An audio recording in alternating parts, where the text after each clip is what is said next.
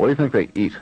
Oh, yes, I don't know. It's some kind of like space jerky or something, I guess. Yeah, because they're obviously, Shatner is obviously, getting fed. How has Family Guy changed since its pilot? The more accurate question might be how the animated series has changed since its pilots, as Seth MacFarlane's creation traces back even further than the first episode that aired on Fox. In this video, we'll be looking at Family Guy's evolution from its genesis to now. Return my mind control device, or be destroyed. Oh, you just want your toy back. Okay, here you go, honey. Yes, well, victory is mine! The life of Larry. Some nut in his underpants could just walk in off the street, bang on the door, and demand God knows what. You guys have any Cheez-Its? Honey, I think we should move. Family Guy started as a 1995 thesis film MacFarlane made at the Rhode Island School of Design, The Life of Larry. The titular Larry Cummings is a predecessor to Peter Griffin, both being simpletons with distinct New England accents. Their designs are quite different, with Larry being balder, thinner, and less nearsighted. Larry's family consists of his talking dog Steve, wife Lois, and son Milt. You can see how these three would mature into Brian, Lois, and Chris, although the contrasts are just as evident. Steve is the closest to his Family Guy counterpart, sounding like Brian even if his design differs. I think what happens is he eats his food, and then whatever Spock can't finish, he eats that too. Oh, where did you hear that? Episode 65. Oh. Lois, meanwhile, was originally a brunette and sounded like MacFarlane doing a high-pitched female voice. Fine, let's have this conversation for the 10 millionth time, Larry. Move where? Milt is overweight like Chris, but otherwise isn't given much development. Like Family Guy, the thesis, which MacFarlane hosts in live-action segments, is more focused on cutaway gags than telling a cohesive story. Several jokes would resurface in the eventual Family Guy pilot, including Larry's viewing of the movie Philadelphia, his drunk comment about the blood of Christ, and the revelation that he didn't pass gas until adulthood. Other jokes would be recycled in future Family Guy episodes. The Star Trek parody with an especially hammy William Shatner appeared in the second episode, I Never Met the Dead Man. Larry going on Jeopardy mirrors Peter's encounter with Alex Trebek in the season 1 finale, Brian, Portrait of a Dog. Larry's observation about England's drive-by arguments also resurfaced in season 2's There's Something About Polly. Oh, Reginald! I disagree!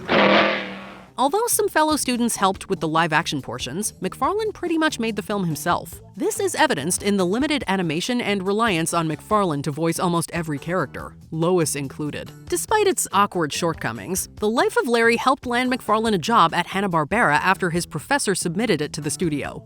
You can see the seeds of Family Guy through MacFarlane's time at Hanna-Barbera. Along with future Fairly Odd Parents creator Butch Hartman, MacFarlane co-wrote the Johnny Bravo episode Johnny Bravo Meets Adam West. This would be a prelude to the Batman star becoming mayor of Quahog. MacFarlane's most notable work at Hanna-Barbera was a submission to the Cartoon Network anthology series What a Cartoon.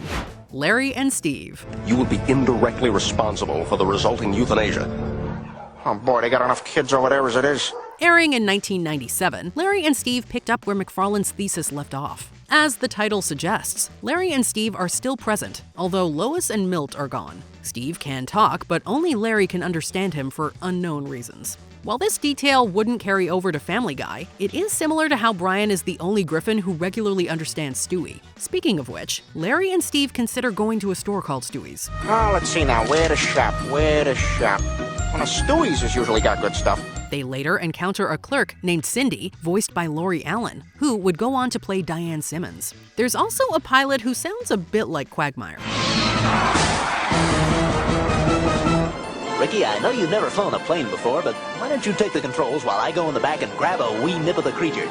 Okay. Being produced for Cartoon Network, the slapstick comedy leaned more kid-friendly, yet the short still encompassed much of the irreverent humor MacFarlane became known for. What a Cartoon provided a launchpad for several productions that would eventually be picked up as series, including Dexter's Lab, The Powerpuff Girls, and Courage the Cowardly Dog. Although Cartoon Network didn't develop Larry and Steve into a series, it provided another stepping stone to what would become Family Guy. MacFarlane considered following up Larry and Steve with a series of shorts on Mad TV, similar to how The Simpsons started on The Tracy Ullman Show. What is mind? No matter. What is matter? Never mind. This never materialized due to budget constraints, which might be why Family Guy threw shade at Mad TV down the line. MacFarlane did make an essential connection through Mad TV. Cast member Alex Borstein, who would go on to voice Lois Griffin and various other Family Guy characters. Did he have long hair or short hair? Yeah, okay, like Yeah, but was it long? Was it long or short? Yeah, everything, I tell you. The original pilot. Put down your thermostat.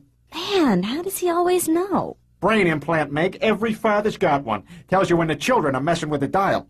Hey, Peter, my thing went off. Your thermostat okay? Yeah, it's all right. Borstein was recommended to MacFarlane through executive Leslie Collins, whom he knew from Hanna-Barbera and would later help arrange a meeting at Fox. What? This money came from the government? Yeah. Hey, maybe somebody down there was drinking too, huh? The network allowed MacFarlane to produce a 16-minute proof of concept on a $50,000 budget. For context, the average Family Guy episode now costs around $2 million.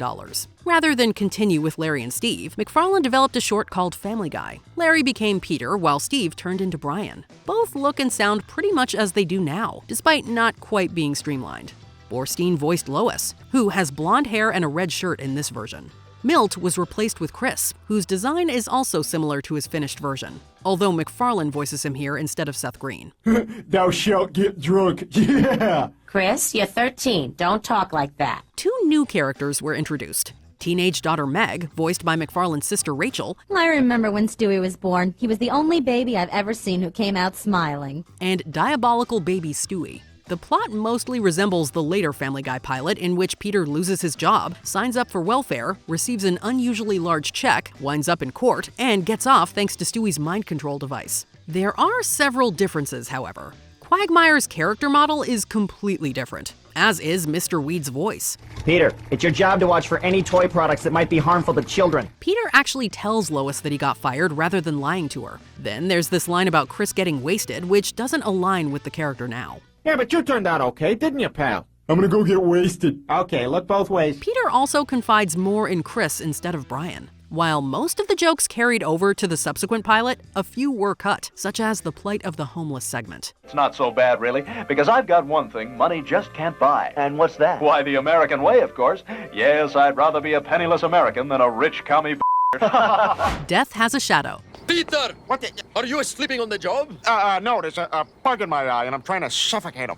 While the first several minutes of the original pilot were featured on the Family Guy Volume 2 DVD, the remainder was considered lost media until it finally resurfaced online in 2025. It is jarring comparing the resurfaced pilot to the official first episode, Death Has a Shadow. With a longer runtime, the episode made way for more jokes, most notably the Kool-Aid Man's arrival. Peter's money stunt was moved to the Super Bowl, fitting since the episode aired after Super Bowl 33 in 1999. Seth Green now voiced Chris. Well, you're setting a great example for the kids, Peter. Yeah, a new family record. Way to raise the bar, Dad. Chris, you're 13. Don't talk like that. While Rachel MacFarlane went on to voice Haley Smith in American Dad, Lacey Chabert filled in as Meg here. Now we'll never be able to afford my lip injections! Due to scheduling conflicts, Chabert was replaced amid season 2 with Mila Kunis, who's voiced Meg ever since. How could you embarrass me like that? Nobody better pull this kind of crap at my slumber party tonight. Meg's voice actress isn't the only way Family Guy has changed since its pilot.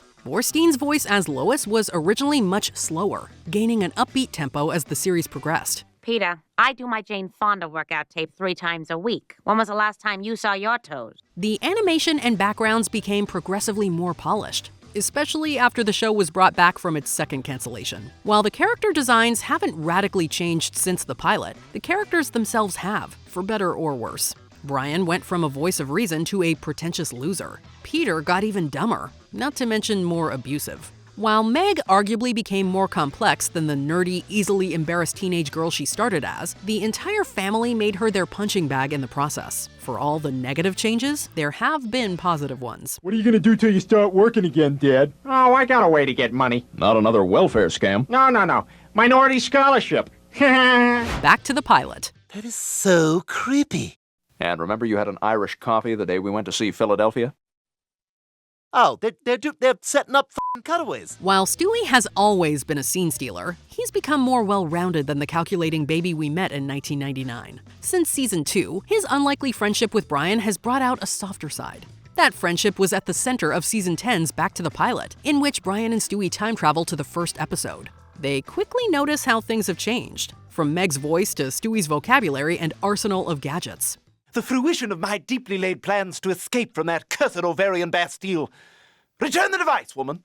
Jesus, what'd you carry a thesaurus around with you? You know, it's amazing I could speak at all with that circumcision still healing. Then there's the animation, which Film Roman originally oversaw. On their watch, Family Guy was more prone to animation errors. TV's not even plugged in. Animation duties thus shifted to Rough Draft Studios by Season 2 and Digital Emation by Season 7. Family Guy also switched to a widescreen ratio and 720p high definition in Season 9. After Larry and Steve laid the blueprint, it seemed like Peter and Brian would be the dynamic duo of Family Guy. If episodes like Back to the Pilot prove anything, though, it's that Stewie and Brian are where the show's real heart is. Of course, Peter remains the show's central figure. As much as he's changed along with Family Guy's tone, craft, and other characters, you can still see a lot of Larry and Peter.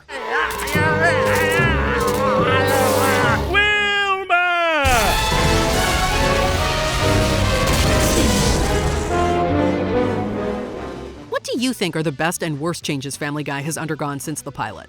Let us know in the comments.